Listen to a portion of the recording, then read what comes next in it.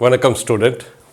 Numericals in gravitational field due to sphere and spherical shell.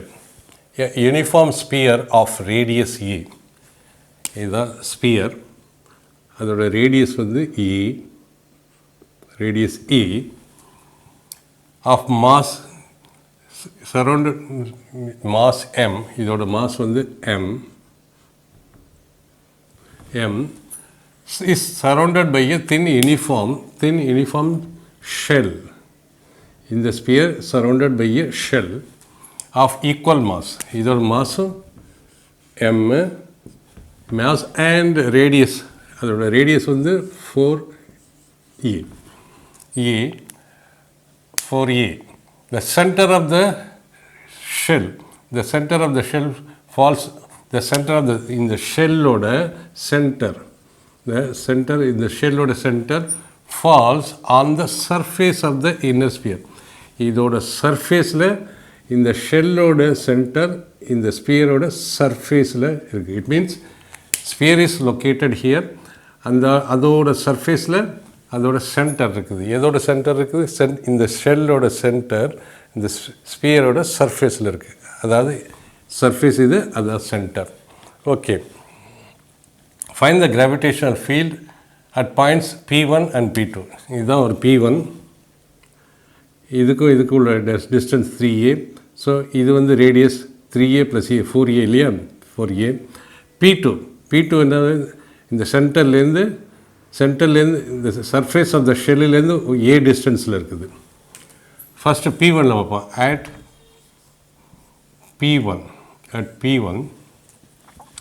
P1 என்ன இருக்குது? First ஒரு shell இருக்குது, spherical sphere இருக்குது.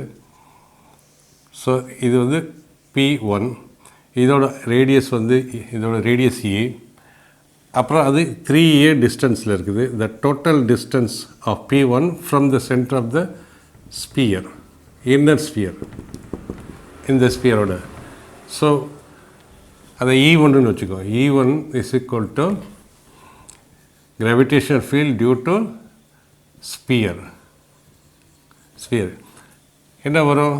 G. ஏன்னா இந்த ஷெல் இந்த ஸ்பியருக்கு அவுட் சைடில் இருக்குது. அவுட் சைடில் இருந்தால் எவ்வளோ டிஸ்டன்ஸில் இது? Here R is equal to a + a 4a. Therefore E1, that is gravitational field due to the sphere at this point P1 is equal to G into mass of the sphere. Mass of the sphere தான் M into distance. எந்த distance இருக்குது? வெளியில் இருக்குது, இந்த ஸ்பியருக்கு வெளியில் இருக்குது. வெளியில் இருந்தாலே R தான் into R whole square is equal to GM. R வந்து எவ்வளவு? R is equal to இது ஒரு a + 3a 4a whole square is equal to GM by 16a square. E1. அடுத்த E2 பார்த்தோம்னா ஸ்பியர் இருக்குது. ஸ்பியரோட இது வந்து இங்கேருந்து a டிஸ்டன்ஸ் இருக்குது. அப்புறம் ஷெல் இப்படி வருது. P1 இங்கே இருக்குது. It means this is 3a. The total distance எவ்வளோ வருது? Total distance for the shell. இப்போ ஷெல் எப்படி இருக்குது? அதோட சென்டர் இருக்குது. இந்த P1 வந்து பாயிண்ட் இங்கே ஒன்று, பாயிண்ட் P1 இங்கே இருக்குது. ஸோ நம்ம by shell theorem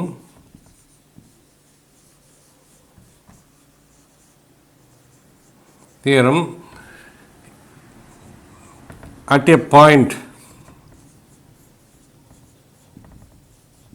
inside the shell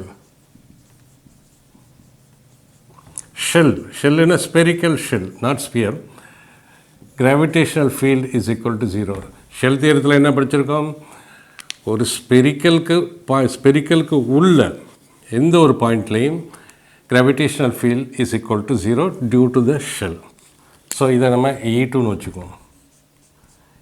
வச்சுக்கிட்டோம்னா now net gravitational field is equal to gravitational field due to sphere plus gravitational field due to the shell. இது எங்கே?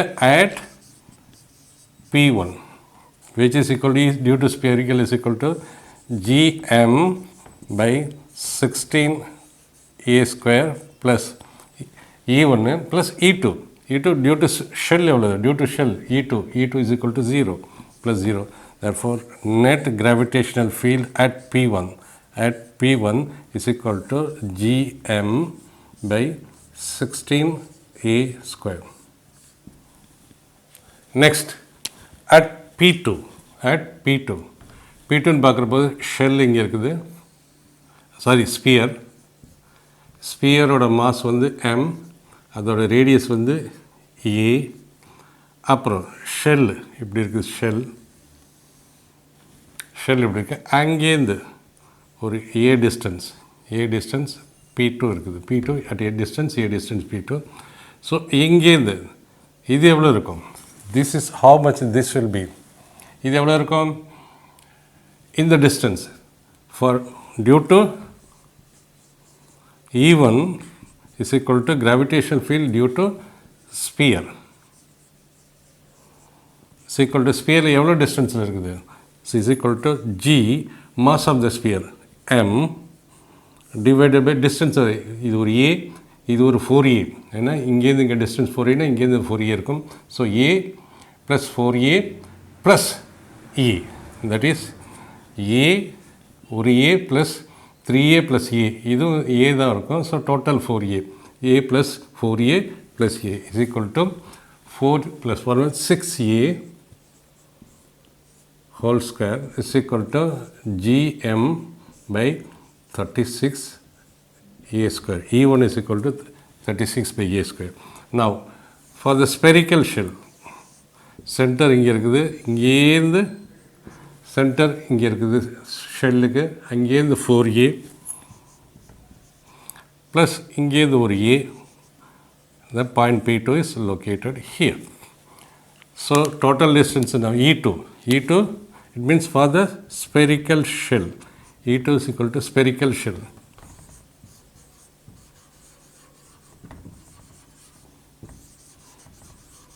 இது வந்து ஸ்பியருக்கு, E2 is equal to gm by a plus 4a plus a is equal to 5a whole square is equal to gm by 25a square. So E2. So இதை கண்டுபிடிச்சிட்டோம். சரி, நல்லா தெரியணும், ஷெல்லுக்கு வந்து inside the shell the gravitational field intensity is equal to 0. அவுட் சைட்லனா எவ்வளோ டிஸ்டன்ஸ் இருக்கோ அதோட ஸ்கொயரை டிவைட் பண்ணிக்கணும், அதோட ஸ்கொயரால் டிவைட் பண்ணணும். சேம் ஸ்பியருக்கு on the surface outside the சர்ஃபேஸில் சேம் டிஸ்டன்ஸ் போடணும். பட் இன்சைட் த ஸ்பியர் 0 கிடையாது. Inside the sphere is equal to the distance divided by radius cube, gm into distance divided by radius cube. அது நல்லா ஞாபகம் வச்சுக்கணும், நம்ம ஏற்கனவே நம்ம சொல்லியிருக்கோம். So net gravitational field is equal to E1 plus E2. E1 என்ன வருது, E1 is equal to gm by a square into 16 plus is equal to gm by 6a square is equal to 16 வராது, it should be 36, sorry, it should be 36 into a square 36 a square plus gm by இது என்ன வருது 25 a square. So gm by a square காமனாக வெளியில் எடுத்துட்டோம்னா a square is equal to 1 by 36 plus 1 by 25 is equal to gm by a square 25 plus 36, cross multiplying 25 plus 36 is equal to 61, 5 into 5 0, 5 into 25 into 6 0, 25 into 3 75 plus 25 into 6 25 into 6 120, so this will be 900. Therefore, we can conclude the net gravitational field at P2 is equal to 61 by 900 gm by a square. This is the second case at p2. At p1 level, p1 level, sorry, this is p1. This is due to p1. Correct. At p1 level.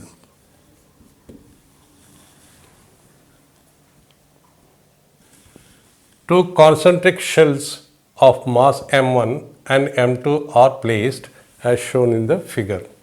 Find force on a particle of mass m when it is placed at r is equal to r1, r is equal to r2 and r is equal to r3.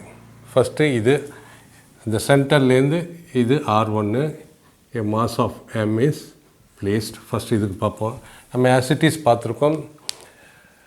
With inside the spherical shell உள்ளார gravitational field எந்த பாயிண்ட்ல எடுத்தாலும் 0. Spherical shell உள்ளார. Outside the particle depends upon the distance. Surface of the shell ஓட surfaceல வச்சா அதோட radius square வரும் கீழே. Surfaceக்கு வெளியில வச்சோம்னா distance of separation from center to that place. Suppose எப்படி இருந்துன்னு வச்சுங்க. So at this point, if r is kept, then gm by r square the gravitational field. In the point so r is equal to, what is r is equal to? Here r is greater than the radius of the shell. In the point gm by this distance. So here r is becomes r square. For r is equal to r is equal to 0. When r is less than r. Suppose in the point for spherical shell. Spherical shell or hollow shell. உள்ள ஒன்றும் இருக்காது, மேலே outer மட்டும்தான் இருக்கும்.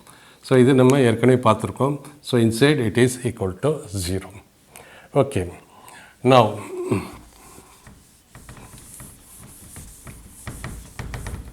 First at r1.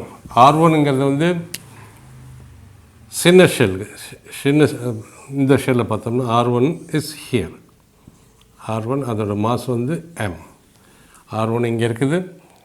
as it is நம்ம பார்த்துருக்கோம், the gravitational field intensity is equal to force, gravitational force experienced by the test mass m. Or force is equal to gravitational field into m. So this is force. First we gravitational field multiply by this mass. This in the shell force experience in the mass. So and the mass multiply pannum. So now sinna shell r is greater, idoda radius radius oda edhigama irukudhu. So idoda field 1 nu vechukom sinnadhu. So E1 is equal to gm by the distance square எவ்வளவு r1 square. இந்த சின்ன ஷெல்னால இந்த இடத்துல இவ்வளோ gravitational field வருது. அப்புறம் outer இதை எடுத்துக்கோம். Outer இது ஏன்னா ஷெல்லில் அந்த சென்டர் ஓவில் தான் எல்லாம் கான்சன்ட்ரேட் ஆகுது. சென்டர் ஓவில் தான் கான்சன்ட்ரேட் ஆகுது. ஸோ E2 இதனால் டியூ டு அவுட்டர் ஷெல் இல்லை. E2 is equal to g. அதோட மாஸ் எவ்வளவு? சாரி, இதோட மாஸ் ஃபஸ்ட்டோட மாஸ் m2. இதோட மாஸ் m1. இதோட mass g into m1 divided by the distance from the center of the shell to up to this place, that is r1 square. Therefore at r1 net gravitational field due to at r1 is equal to E1 plus E2. So E1 எவ்வளோ வருது? E1 is equal to gm2 by r1 square plus E2 is equal to gm1 by r1 square is equal to g r1 square வெளியில் எடுத்தோம்னா m1 plus m2. That is E due to r1, E due to place r1 is equal to g by r, sorry, either r1 square into m1 plus m2 and as it is நமக்கு தெரியும் force இந்த இடத்துல ஒரு மாஸை வச்சுருக்கோம் m force இந்த ஷெல்லும் இது மேலே force கொடுக்கும் இந்த செல்லு இது மேலே ஃபோர்ஸ் கொடுக்கும் இந்த டைரெக்ஷன் ஏன்னா இந்த மாஸ் இந்த பக்கம் எடுக்கும் gravitational attractive force so force என்ன வரும் force is equal to force at R1 due to இந்த ரெண்டு ஸ்பெரிக்கல் ஷெல்லால் is equal to E into M is equal to E எவ்வளவு G by R1 square into M1 plus M2 இதுதான் E multiplied by M. இதுதான் E due to R1. So F due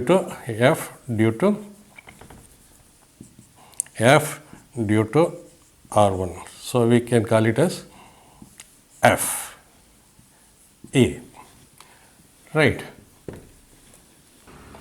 Second case பார்ப்போம். Second caseல இது inner shell இருக்குது.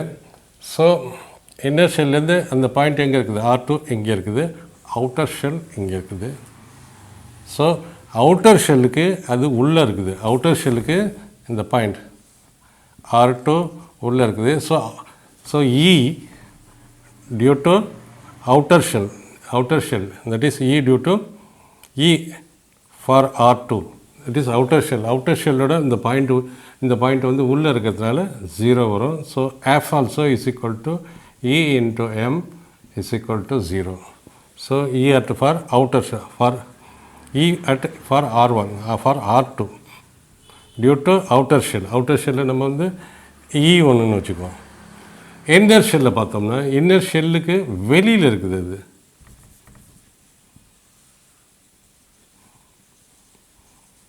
இதுதான் inner ஷெல்லுக்கு வெளியில் இருக்குது so அதை E2ன்னு வச்சுக்குவோம் E2ன்னு வச்சுக்கிட்டோம்னா this is radius of the shell அது தேவையில்லை நமக்கு ஏன்னா நமக்கு டிஸ்டன்ஸே கொடுத்துட்டாங்க distance from the center is equal to R2ன்னு கொடுத்துட்டாங்க is equal to GM by GM எம்முக்கு பதில் என்ன வரும் மாஸ் ஆஃப் திஸ் ஷெல் வரும் இந்த மாஸ் ஆஃப் த ஷெல் வராது இது mass of the shell is equal to M2 ஏன்னா இதுக்கு வெளியில் இருக்கிறதுனால இதோட மாஸை தான் GM2 into R2 square So net gravitational field என்ன வரும் net gravitational field is equal to E1 plus E2 E வந்து என்னது G M2 by R2 square and force is equal to G M2 force என்ன வரும் force is equal to E into the mass M G M2 by R2 square into M. So third case எங்கே பார்த்தோம்னா third கேஸில் என்ன ஆகுதுன்னா இது inner spherical shell இது are the point is kept here R3 so outer shell பார்த்தோம்னா outer ஷெல்லுக்கு பார்த்தோம்னா for outer shell this point where a mass M is kept is இந்த அவுட்டர் ஷெல்லுக்கு உள்ளே இருக்குது so for shell 1 E is equal to 0 ஏன்னா inside the spherical shell the gravitational electric field is equal to 0 அடுத்தது inner ஷெல்லுக்கு பார்ப்போம் inner shell எப்படி இருக்குது inner ஷெல்லுக்கும் அந்த பாயிண்ட் உள்ளே தான் இருக்குது ஸோ இதுக்கும் இது 0வாக தான் இருக்கும் ஸோ நெட் தேர்ட் கேஸில் that R is equal to R3 this is R is equal to R2 this is this portion R is equal to R1 R1ல ஃபோர்ஸ் இவ்வளோ இருக்கும் R2ல ஃபோர்ஸ் இவ்வளோ இருக்கும் R3ல net field is equal to 0 and force net is equal to E into M is equal to 0.